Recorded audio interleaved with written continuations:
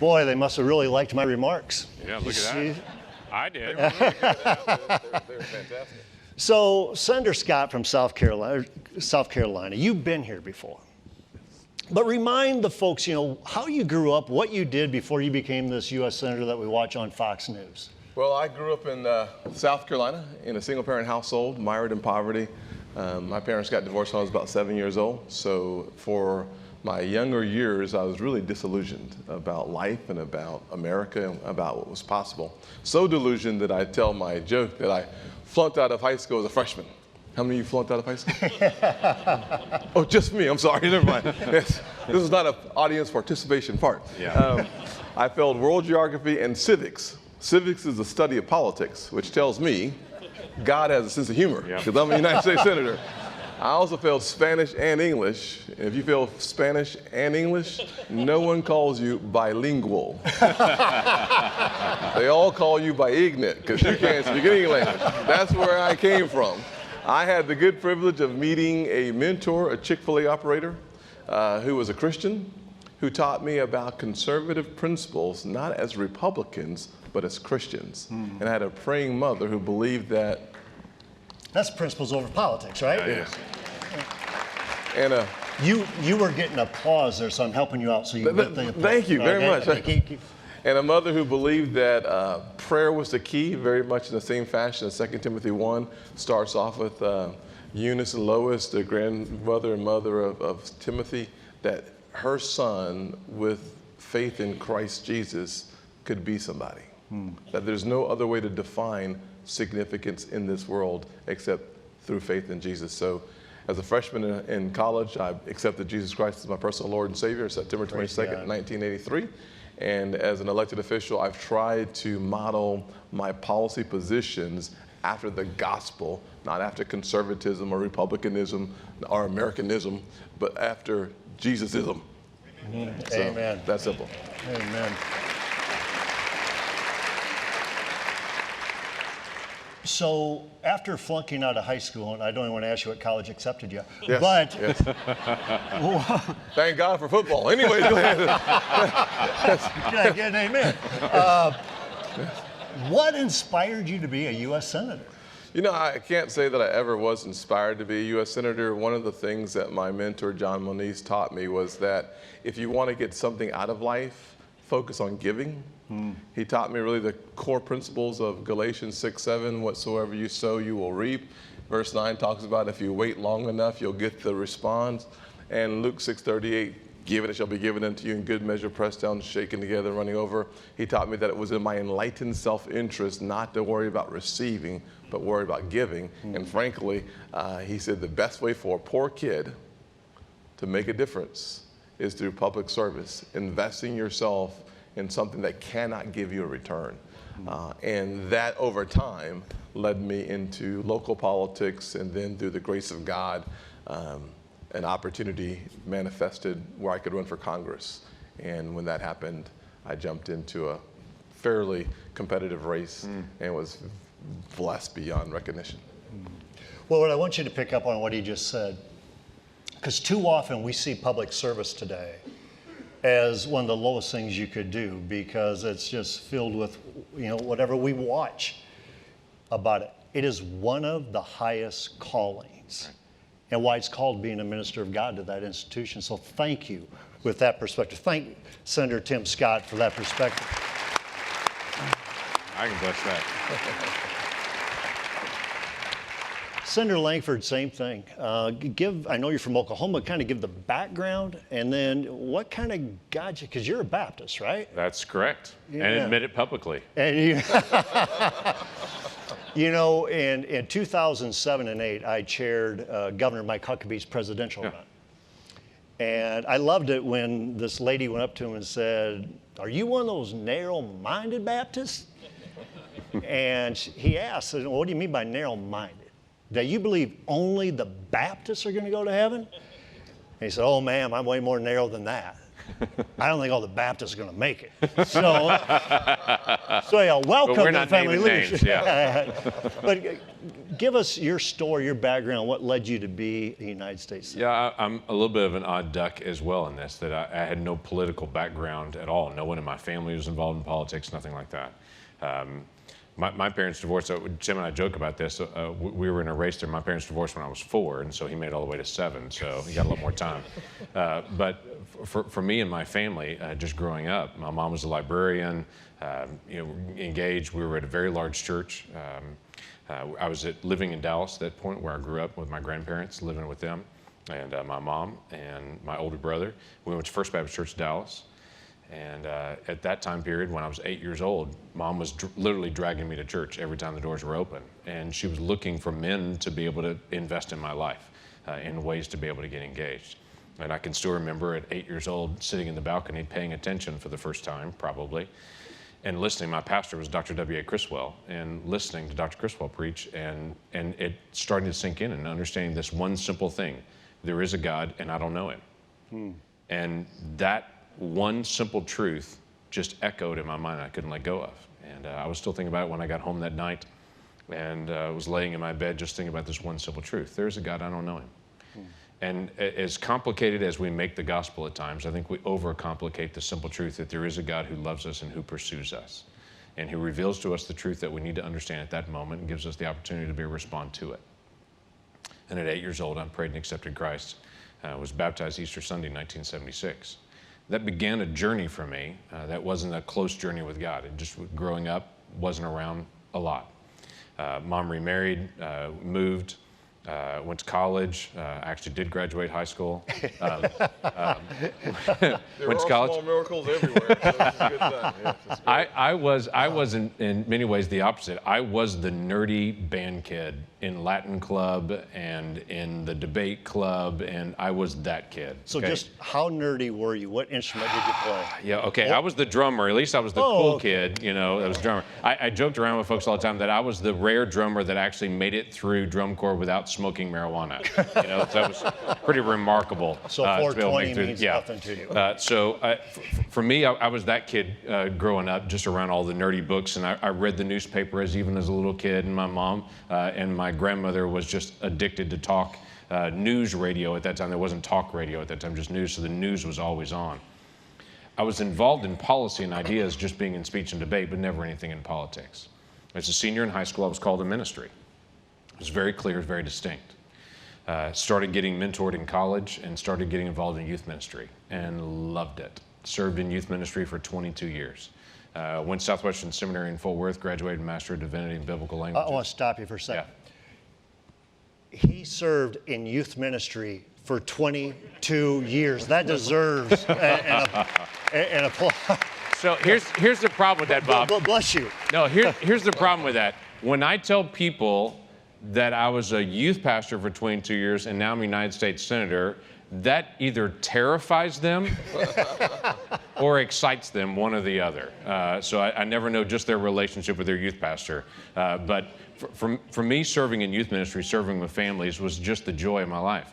The last 15 years of ministry, I directed a camp called Falls Creek.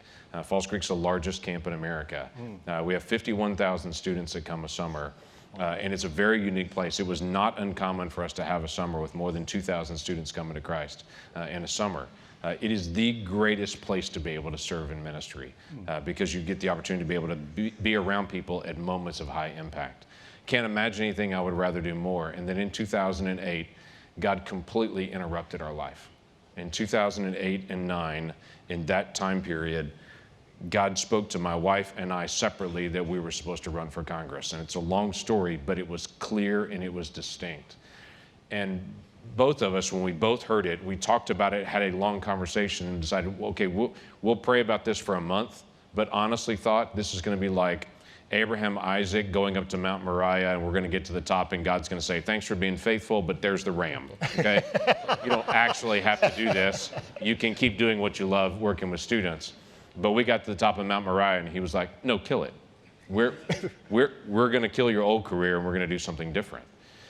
And in March of 2009, I had to come to the point of, okay, we're supposed to do this. And I don't know what he's calling us to do or why, but we're supposed to do this. So we finished up the summer at camp. I resigned September the 1st of 2009 and started a run for Congress in 2010. 7-way primary, two-way runoff, 3-way general election, won, and then stepped through into this journey. But all along through the path for me was this is what God has called us to do, to be able to step into the middle of this, because there is a task. I'm a firm believer that God doesn't call people to occupations. I know not everybody believes that. Some people think that God calls you to an occupation. I think God calls us to himself, and then he assigns a task. But our first calling is not to what we do, it's to who we follow.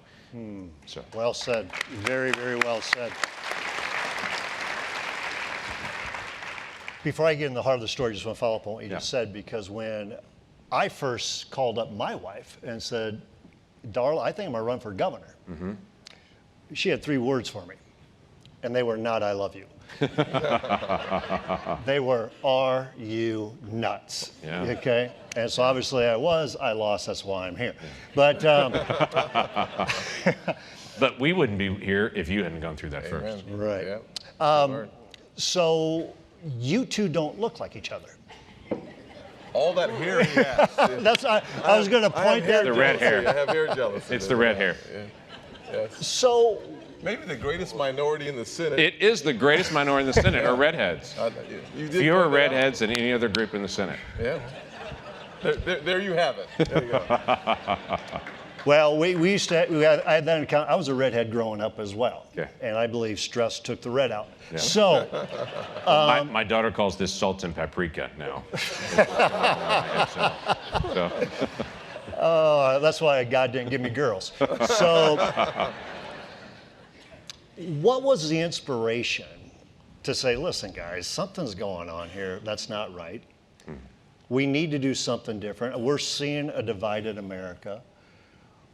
We thought racism was dead. Yeah. You know, a lot of us kind of just moved on, like, no, that doesn't exist anymore. Yeah, it does. But you guys went right to the heart of it. Share the journey. How did this start? Starting.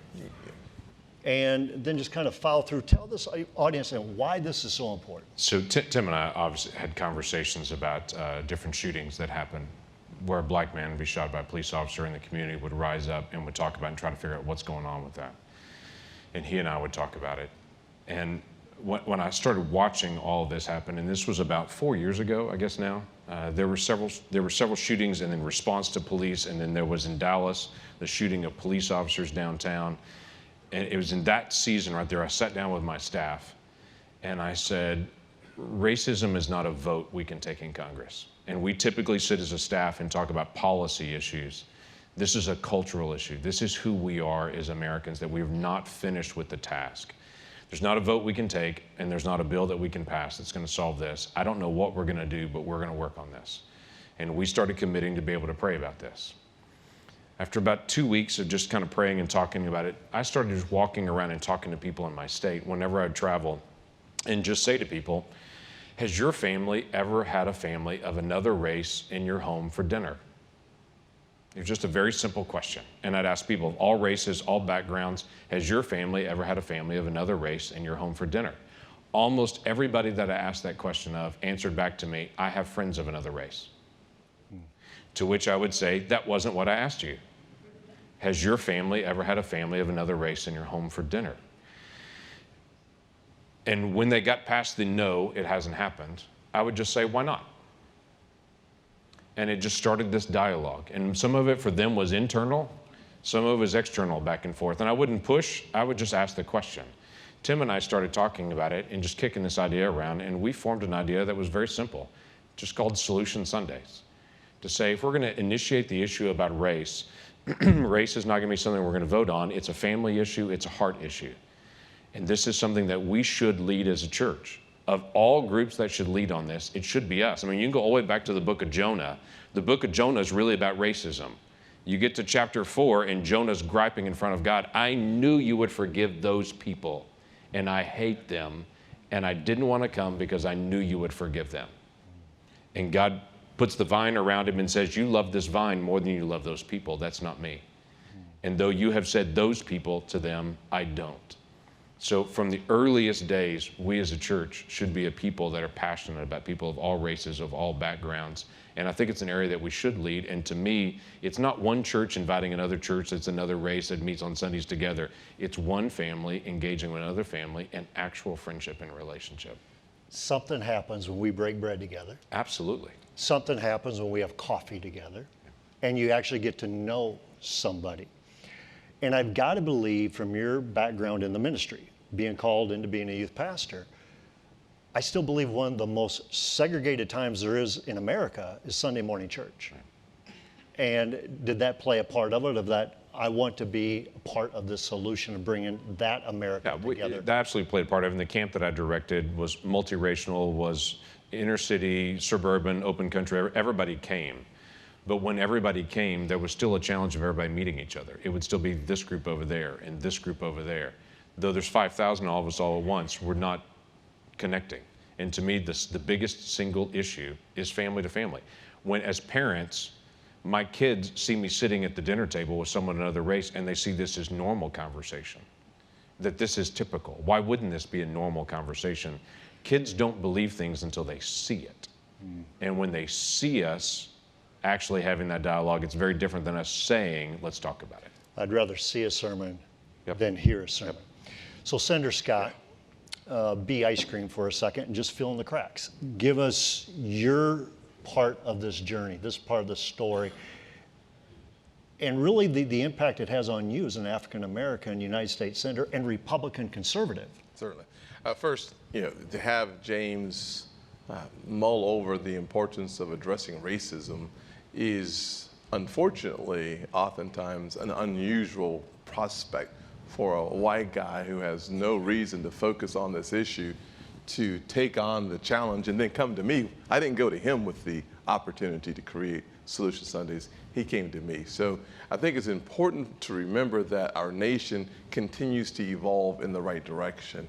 And so often in the public forum, the one thing that we miss is that America has made incredible progress in a very short period of time. Necessary progress without any question, but we've made a lot of progress. For me, the story really starts back in Charleston. 4 years ago, we had a major church shooting where a white racist walked into Mother Emanuel Church. My uncle attended that church for 50 years, so I'm very familiar with the pastor at the time. Clemente Pinckney was a good friend of mine. Walked in there, sat through a Bible study for over an hour, and then executed 9 people because they were black. To get that phone call that Wednesday night, and then to text the pastor, Clemente, ask him if he was okay and is everybody okay?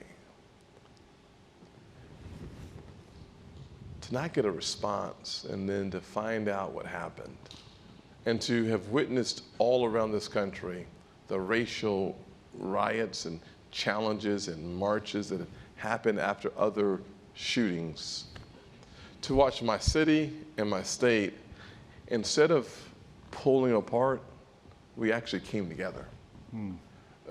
Instead of looking with suspicion at someone who didn't look like you, for some reason we started holding hands and spending more time together. It was the most remarkable thing from a racial reconciliation perspective I had ever witnessed in my life.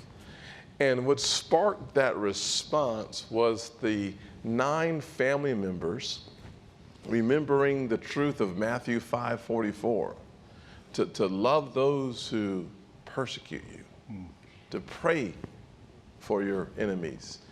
To have that response 36 hours after your family members were executed, to have the response of love, of forgiveness, looking the killer in the eyes and simply saying that through the love of Jesus Christ, your life can be different. Our city, overwhelmed with the light of love, followed their lead. And so when James approached me about working on something like Solution Sunday, it was as if God had said, well done, Charleston. Join forces and let's see if we can get that fire around the nation. Because frankly, in the darkest of the hour, a flicker of light dissipates all the darkness. Amen. And when we saw that in Charleston, and then the state reacted to it, and then the nation responded to it, and then the international community stopped and said, what in the world is happening in the place where the Civil War started? The reaction was not to find your corners and to become more tribal. The reaction was the exact opposite, which is the reaction of love. And if we remember 1 John 4:14, that it is in essence about love. It works. And so I was really thankful that James embraced the concept of addressing racial challenges in a way that was with affection. What a testimony of the power of the gospel. Right. And how God can work even a situation like that for good. Right. Absolutely. Because you look at it and you go, how in the world does any good come out of that? And to hear that, that is truly an inspiration. I remember when Mutual of Omaha came and they interviewed Donna and I. And afterwards, one of the young girls, probably about 24 years old, just out of college, she said, I'm so glad I sat through that interview. Because I don't know if I've been taught this way, but I feel like I've been taught this way, that if I don't agree with you, if I don't look like you, I'm supposed to hate you. And we've got to get over that. Oh, yeah. We have got to get over that. So, James, you come up with this idea, Solutions Sunday. Give us the backdrop to that. How did you go about with Senator Scott and some of the dynamics that come to play? And how could it be a model for maybe some of us Yep. to So utilize it is this? way simpler than it looks. It's not a program. There's no budget to it. There's no massive experience. There's no anything else. It's a very simple concept. To It's all the personal. pastors, that was I know. music to their ears. Well, No here's budget. the funny part. I sit down with so many pastors and I'll share this idea. And the reason we called it Solution Sundays was just for Sundays, for most people, it's a little slower afternoon. Pastors, a notable exception to that it's not slower. But for a lot of people, it's a slower day. And to say, this is a day that invite someone over for lunch or for dinner that day. And just to be able to take some time, that it's a little bit slower day for them. And to say, invite them over. This is not one church finding a church of a different ethnicity and saying we're going to get together in the fellowship hall and have potluck. Do not do that. That's not the goal of it. The power of it is the individual trying to figure out, who am I going to invite? Because most people that I talk to would say, I don't know who I would invite to do that. And I would say, that's our first problem. You say you know people or have friends that are of another race, but you don't know anyone well enough that you'd invite them to your home for dinner. There's a gap in relationships there. The second thing I heard from a lot of people was, what would we talk about? To which I would smile at people and say, we're from Oklahoma. Talk about football and the weather. Okay? What else are we going to talk about? Just normal. How are your kids? What's going on? Just get to. There's no list of questions to say go through these questions programmatically. The goal was to penetrate the threshold of our homes with relationship, and to be able to go through it. And most people that we talk to say it's way too simplistic. I was like, really? Have you done it? Because it looks harder than you think. And there's no agenda Nope. other than getting to know them and Right. them getting to know you. Sitting around the table, breaking bread, getting a chance to get to know each other, knowing that in the essence we are still called to a 2 Corinthians 5, being reconcilers. There's a lot more broken relationship among race than most of us want to admit. And this breaks through to get to a dialogue around a table and just see where it goes. It may go into a deep conversation. It may be shallow the whole time. Find out and just go engage. So Senator Scott, I'm assuming you took his lead and you've invited some people, you didn't call me, but you've invited some people of a different ethnicity over to your home, and you had, how'd it go? Well, I have tried to call you, but you gave me the wrong number. So I'm not exactly sure what that suggests. I don't know, but I think I you're was about to say, blocked. you don't know Tim's Thanksgivings. That's all, this is not new around this place. Yeah. Yes, so for me, I have the good fortune of having grown up in a very integrated household. So the guy who led me to the Lord is a white guy. who we worked at a movie theater together back in the early 1980s. And I would always ask him, why are you so happy? You're living in a trailer park. I'm living in jacked up poverty. That's a philosophical word, jacked up. There's some stunned You got a face out great there. resume to be a U.S. Senator. Yes, thank you very much. Poverty from Yes, down sir. at high school. Exactly. Well, this is what America looks like for me. So we literally, he kept saying, because Jesus Christ is the Lord of my life. And over time, when I entered into college, I figured out why you could always be joy-filled no matter your circumstances. And he and I started having, dinners and playing tennis, and we just became best friends. So probably 14, 15 years ago, we started having his family and my family come together for Thanksgiving. And then we started doing Christmases together. And then we added 4th of July's together. And then we added weekends hanging out together. So literally, that relationship has, now we've brought in some friends. My sister-in-law is Korean, so when she comes in, we have some kimchi and some bulgogi and some kalbi. And then my brother's married to someone of a different race. So we get this whole international flavor. My nephew, who is the son of the Korean girl, and my brother, I call him Blasian. He's black and Asian. That's only offensive if you're not Blasian. So anyways, so literally when he brings his friends together, he's got his best friend's Chinese, another guy from Africa, and his white friends. They all come together and they never talk about race. It's breaking down walls. They just talk about life. Yeah. For the 25-year-old, consistently, it is the most natural thing to have a conversation about the things that we have in common. When you get a little older, it's more natural to be afraid of the things that you don't have in common, which is where the wall is. I've found very quickly, if you go back in the Bible, Moses and his African wife might be a place to start the conversation. So literally, from Genesis on, we find that the gospel is pretty clear on those of us who call ourselves within the framework of Christians. That's our family.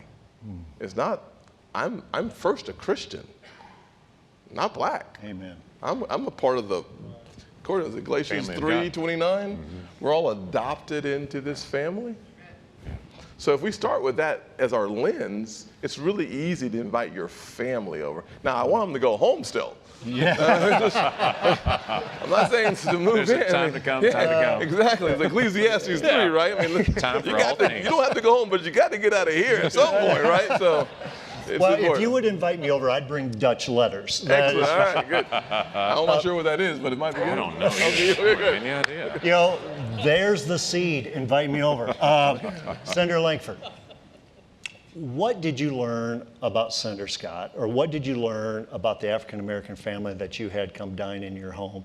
Because I'm thinking this was new for you to do. It was not new. It wasn't new for me either. Okay. I can walk backwards. My roommate in college was African American, and it was for my family. I grew up in the Dallas area, and so there's a lot of racial integration and isolation, both in Dallas.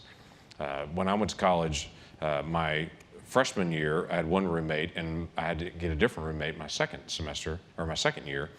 And there's a guy that I met at church, his name was George, and we were friends, and we hung out all the time, and he needed a roommate, and I needed a roommate. It was a great match, and so we ended up rooming together. And so we roomed together all that semester, and wasn't anything about it. I can still remember that when my grandmother came to visit one time in one weekend, and when she came to visit and she was down the weekend, she said, "Oh, I haven't got a chance to meet your roommate yet." We were at church on Sunday night, and I said, "I got a chance to meet your roommate." And I said, "Oh, he's right down there at the end of the pew. I'll introduce you." And she said, "Is it the guy talking to the black guy?" I said, "No, it is the black guy." And I honestly hadn't thought anything about it. But for her, it was like, "You're rooming with a black guy?" And it was a huge issue all of a sudden. And I was like, "Yeah, actually his name is George." And so, but that whole dialogue for us, George was in our friendship, was the first person that I could really have hard race conversations with, if I can make sense. To be able to pull somebody aside and say, "Okay, I don't understand this. I hear this joke, I don't understand this joke," okay? Or to be able to talk to someone, he was the first person I can remember sitting down with and say, "I don't understand Miss Black USA. Help me get context to that," because in my world, I didn't get that. And we would sit and visit, and I would go, totally get that. But he was the first safe person for me to be in a relationship with. But it dramatically shifted all of my relationships and all of my conversations. So it wasn't new for me in that sense, but I'm finding it is radically new to a lot of people in that. And so for me, it was finding opportunities for people to be able to be in dialogue and to see people as a person created in the image of God, not as a person that has a different skin color or a different family background or eats different foods or likes different music or hangs out in different places. Well, what does that matter? I agree with Senator Scott. We've come so far in this country, but what do you see today that's fueling division? Where race is now, I mean, racism is a more high-profile issue today than it has been for a long time. Yeah.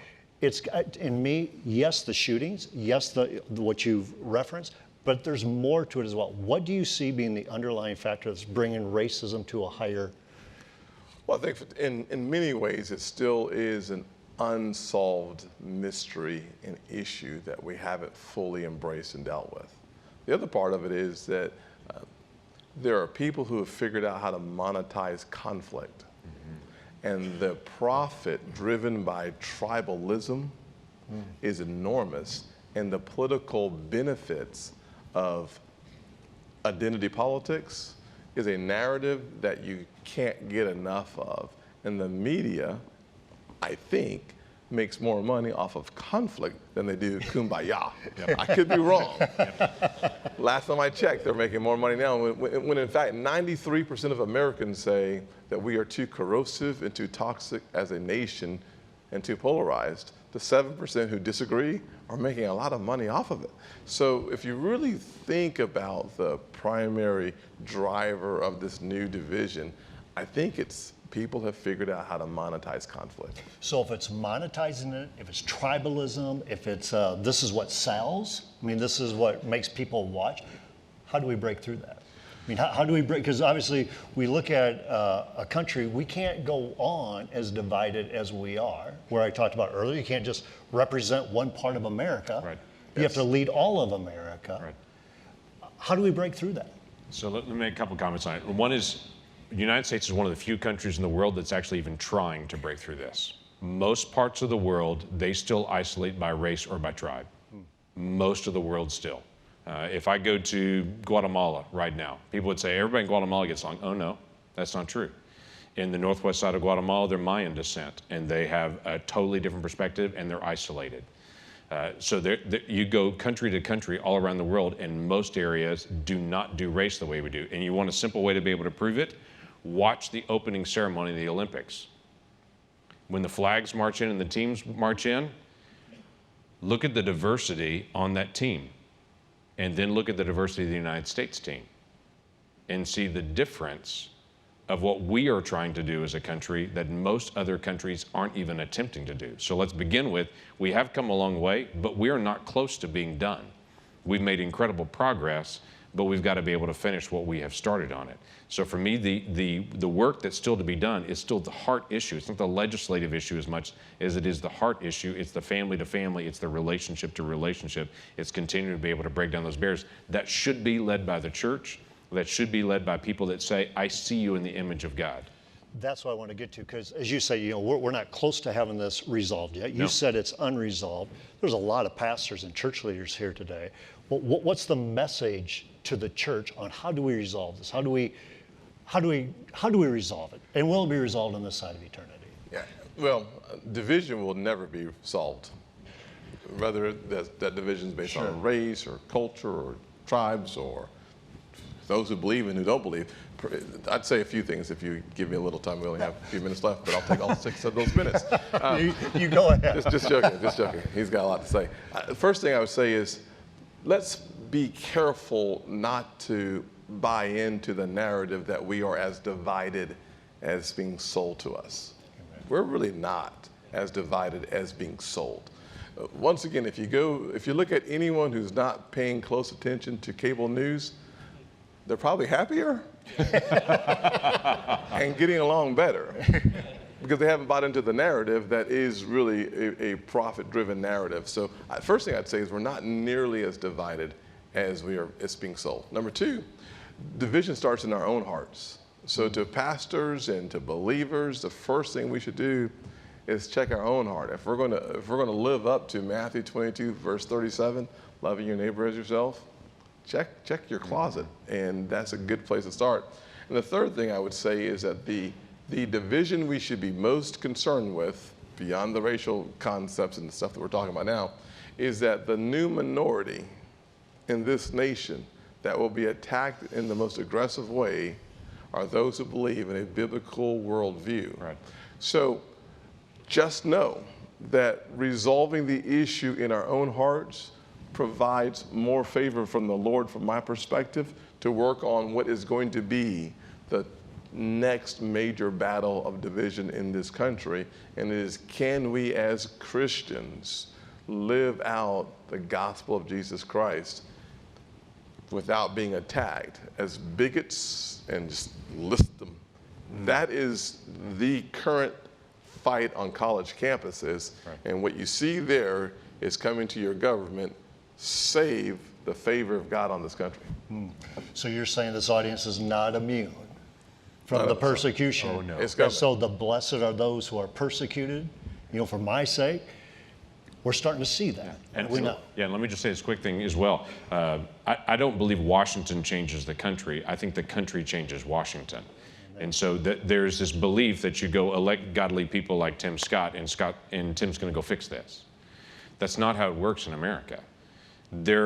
Tim gets elected in South Carolina because there are some amazing folks in South Carolina that have the same heart that he does that sends him on there. So the nation changes Washington, not Washington changes the nation. And there should be no prime mover stronger than the church for engaging the gospel throughout a community to show love and affection, and for pastors to even talk about it. I'm amazed the number of pastors I talk to that they've never preached on racial reconciliation, that's never been a sermon or a conversation from the pulpit.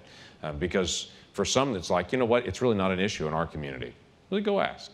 Let's go find out. Go poke that and find out what happens. But it's clear throughout Scripture of that engagement. So make it clear from our pulpits as well. So with a couple minutes left, what do you want this audience to leave with? I mean, you guys are a great inspiration. It's a great example. We applaud you as U.S. senators and the work that you do, and love your godly hearts. What would you want this audience to do to take away from this message? You want to start or you want me to start? Go ahead. The simple thing that I'd want you to leave with is, number one, has your family ever invited a family of another race to your home for dinner? Whether it's your grandkids coming over, whether it's your kids, whoever it may be, in your home, not at a restaurant, you're copping out, in your home for dinner, just to be able to have dialogue. If that's not happened, you should do that. And you should even have dialogue over how many different races and backgrounds could that happen, to be able to be in your home and to be able to have that dialogue. Then I would say take it to the next level in conversation with people, and just to be able to initiate that as a pastor, be able to look at the Scripture and to be able to bring this up as a heart issue. It is a heart gospel issue about God redeeming each part of our life, and this is a part of our life. And some people would say, that's not really an issue, I just never associate with them. Well, guess what? It is an issue then. And so we've got to be able to work through that. So getting a chance to be able to preach about that, teach about that, but I think it still starts in our own homes and our own families, and then pushing that out to others and encouraging them to do the same. The whole love your neighbor as yourself. It's a crazy concept. You know what? People in D.C. say that never works, but I think the principles of Scripture work no matter where you live. Without question. Yeah. Senator Scott. It's hard to add to what James just said. I guess Can the I only quote you on that? Can I quote you on that? That's a good quote. well, I'm getting ready to say something that will actually make you wonder whether or not I meant what I just said, though. So, but I will anyways. If you're having a hard time finding someone to invite to dinner, I'm here. I'm available. I need to eat 365 days a year, and I'm counting the room. There's a whole lot of opportunities for me to come to your house and break some bread.